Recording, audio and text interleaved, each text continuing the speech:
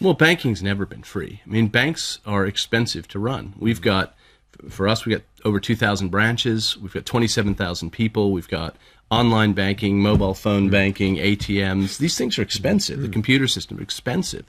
So it's actually a myth. And in fact, that myth about free banking is part of why we've had all the issues we've had over the last decade.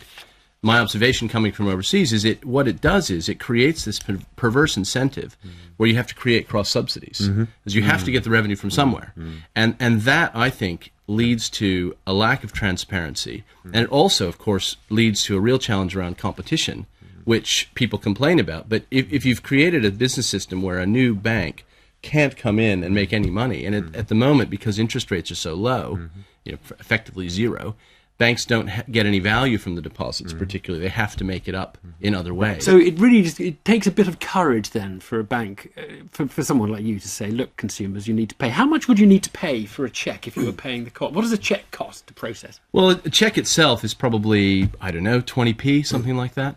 But it's all the other things around it. The checks themselves are not really the big issue because they're in a lot of volume. It's more about the computer systems that sit behind it, the fraud, all the security. But what would you need to charge? If we charged properly and we had sort of explicit charges, I mean, how much per customer per month? Or what would you charge for a cash withdrawal from a machine? I have to be a little careful because pricing discussions can be seen through a competitive light. What I'll say is this. I came from Australia.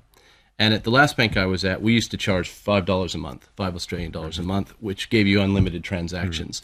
And customers really liked it because it was simple. $5 Aussie dollars a month. $5 Aussie dollars which is equivalent to, obviously, the exchange rate. £3.5. Yeah, so about £3. So, but, that was something people understood. You could remember it. It was a nice round number. You didn't have to count your transactions. It was all very simple. Yeah. Yes. And people understood it. The other thing was people paid for their overdraft because there's another aspect which I find coming from outside slightly curious, which is this notion that the bank should just give me a free overdraft as well. Yeah. I scratch my head on that one a little bit, but that's market practice.